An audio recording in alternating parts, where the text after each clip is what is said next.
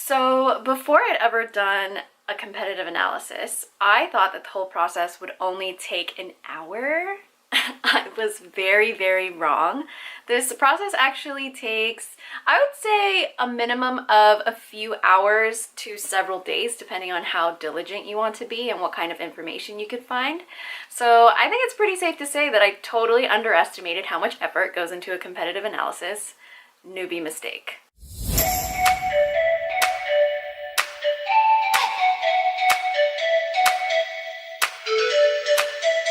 Hi everyone, welcome back to my channel. As you know, my name is Karen and I am trying to transition into UX design. So today we're going to be talking about competitive analyses. I'm going to be walking you through one of my first ones. I'm going to show you generally what I did, how I broke things down, the chart that I used, and my general findings. I'm going to show you a snippet of some of the websites that I looked at and some of the different features that I compared. It's essentially the process of looking at the various competitors of the service or product that you're looking to create and checking out what their strengths are, their weaknesses. Perhaps you can find some gaps in their offerings, or you can get some insights into some potential opportunities for your design. The process itself is quite simple, but it does take quite a bit of time, which is not very fun, but it is worth it. I promise you it is worth it, and it will provide you with some interesting insights. I am still in the learning process, so there may be a few things here and there missing, but I do actually think that I did really well with this competitive analysis. But if you have any suggestions or criticisms, definitely leave it in the comment section down below, and I will take a look at them. The other thing that I wanted to note is that I did get my inspiration for my competitive analysis from the Google Professional Certificate Program template that was provided in course number 2. So if you do want to get a copy of that template, just head over to Coursera and purchase course number 2. I will be zooming into everything as I talk about it, but before I start, I did want to show you a couple examples of some other competitive analysis techniques that you could try if mine seems a little bit too overwhelming. So here we have a very simple one. They just compared 4 different companies, they put them across the top, and then they listed just 4 categories that they wanted to compare and then wrote little notes inside. You could do something very simple like this. It is not a problem. The second one is also similar. They put 3 competitors across the top, as well as 3 major categories that they wanted to look at, and then some subcategories that they wanted to specifically analyze. And you would just fill in the boxes.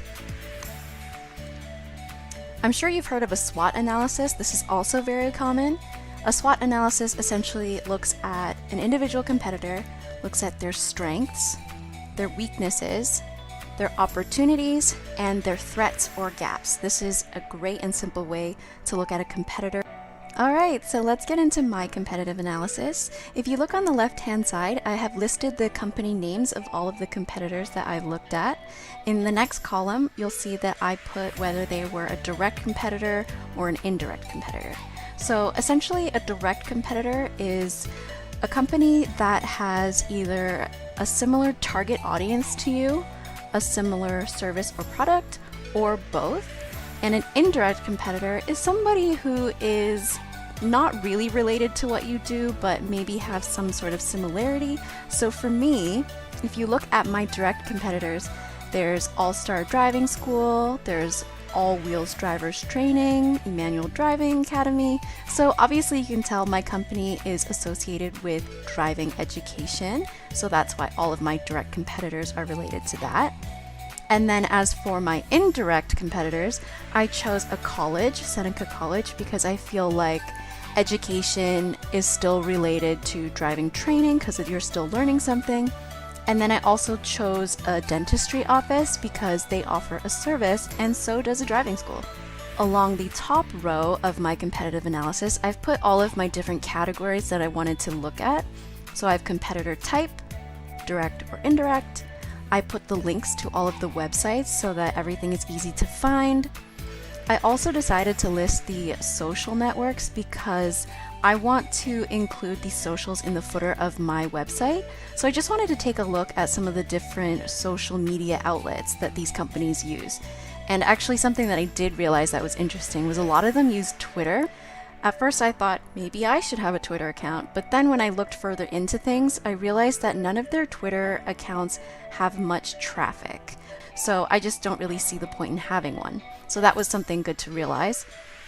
Next, I also listed the navigation categories. I thought this would be important because I wasn't sure what kind of nav categories I wanted in my website, so I wanted to get an idea of what everyone else had. I also listed location because location is very important when it comes to driving education because most people need somewhere that is close to home, somewhere that they can get to easily or picked up by their driving instructor. The next category I put is product or service offerings. This is good because you could see what each company provides and you could also see how wide their selection is. Next, I have prices, and prices is also very, very important because sometimes price is the most important factor for a user. Moving on, I also included a target. So this refers to the audience. Who is the website directed at? Who are they trying to attract? The next category is competitive advantage. For this one, you pretty much want to figure out what makes each company unique and special. For this category, I wrote a bit about the desktop experience, what is the website like, and then I also wrote a bit about the responsiveness. So if I changed the screen size, did the website adjust very well or did it not really adjust at all?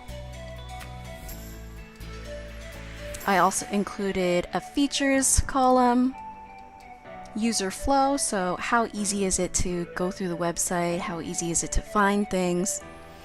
And this is my favorite column, the heuristics evaluation summary. So here I listed the 10 heuristics and I pretty much went through every company and just checked how they fared on each heuristic. And if it was noteworthy, I wrote it down. If we move further along, you'll see that I commented a little bit about brand identity. So, is there good color scheme? Is there consistency? And then I also commented on the tone of the website. So what is the vibe that they were going after? How do I feel when I look through the website? I also thought it was really important to include a customer's reviews section. And I found some really interesting things here, like one company, apparently they get a lot of their positive reviews by bribing people with Tim Hortons gift cards. So that was insightful for sure. And in this last section, I kind of used it as a place for me to figure out my thoughts and just write down notes. So if I notice something in a website, like, for example, All-Star Driving, if I didn't like how they laid something out or really liked a feature, I would put that in here so that I could refer to it later without having to look through and sift through everything again. So that's pretty much the end of my competitive analysis. After this, the next step would be to write a report. Now for this next part of the video, I'm just going to be going through some of the companies that I listed, and I'm going to discuss kind of my first impression of the website. So if you're interested in what I have to say about that, stay tuned. If not, just skip ahead to the next part. So something that I noticed with all the driving school websites is they all have this like big banner across the front, and I personally don't like that because I feel like these are informational websites and these banners don't really tell you anything. It's just like a picture of somebody smiling in a car. So that's something that I don't want to include because I just feel like it's so generic for this industry. I liked the color scheme and consistency of this website, but I didn't really like how there was so much writing everywhere, and they didn't really make too great of a use of the white space in my personal opinion.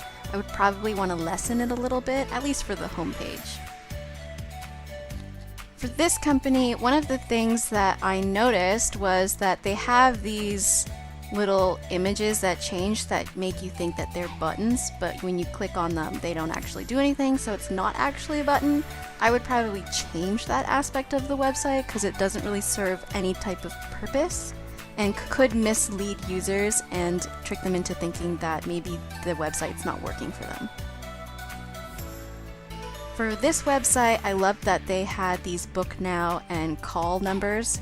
If you click them, if you use a phone, it'll actually just automatically call, which I think is super cool. For this website, it is my least favorite website. It does not really follow industry standards. As you can see, it's more like a photo gallery website. So that's definitely a vibe that I won't be going after in mine. And then for this company, the first thing that I noticed and absolutely hated was that when you scroll down, this banner kind of follows you and you can't really see that much of the information on the web page. So if you could see here, I can only see like 2 lines and then that big picture. So there's not really a good readability on this website. So that was essentially my competitive analysis. I haven't figured out yet how I want to display it because I know that it needs to look different and more presentable for interviews as well as for case studies in the portfolio. So I haven't really figured that out. I might make a separate video on that when I do, but I hope that you gained a lot of knowledge from my experience with the competitive analysis, and hopefully it'll help you get started on your first competitive analysis. Thank you so much for watching my video. I really enjoy making these with you, and please do share any tips or criticisms that you have about my competitive analysis. I would greatly appreciate it. My LinkedIn is down below, so feel free to add me there. Okay, bye everyone!